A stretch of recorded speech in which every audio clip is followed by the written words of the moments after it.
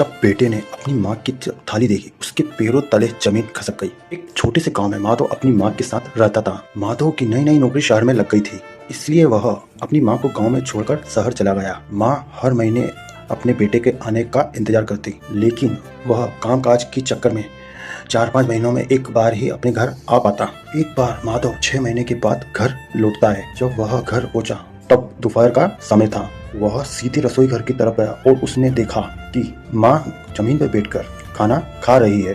जैसे ही माँ ने माधव को देखा, उन्होंने झट से अपनी थाली के ऊपर एक कपड़ा ढक दिया और मुस्कुराते हुए खड़ी हो गई। माधव को माँ का यह बर्ताव थोड़ा सा अजीब सा लगा। उसने माँ को गले लगाया और पूछा, माँ आपने अपनी थाली क्यों छुपा ली? माँ आप क्या खा रहे थे? माँ ने बात को टालते हुए कहा, कुछ नहीं बेटा, बस सुबह की थोड़ी सी सूखी रोटी और चटनी थी।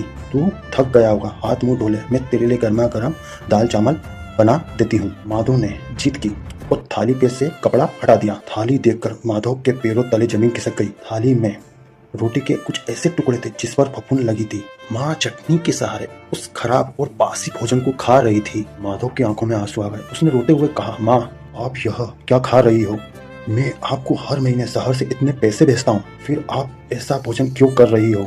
माँ ने माधव के आंसू पोंछे और बहुत ही शांत आवाज में कहा, बेटा शहर बहुत महंगा है और तू वहाँ पर अकेला रहता है। बीमार पड़ गया या नौकरी में कोई दिक्कत आ गई तो बेटा तेरे पास पैसे होना चाहिए। बेटा तू जो पैसे भेजता है मैं हर महीने उसे बैंक में जमा कर देती हूँ, ताकि जब तू शहर में एक छोटा सा अपना घर खरीदे मुझे किसी के आगे हाथ ना फैलाना पड़े। मैं तो बूढ़ी हूँ, मेरा क्या है, 2 सूखी रोटी से भी पेट भर जाता है। माधव माँ के पैर में गिर पड़ा और उसको समझ में आ गया कि वो भले ही शहर में अच्छी कमाई करता हो, लेकिन माँ के निस्वार्थ त्याग के सामने उसकी सारी दौलत बहुत छोटी है।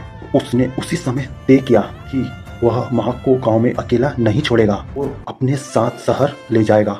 सीख, माता पिता अपने बच्चों के भविष्य को संवारने के लिए उन्हें वर्तमान के हर सुख और हर निवाले का त्याग कर देते हैं।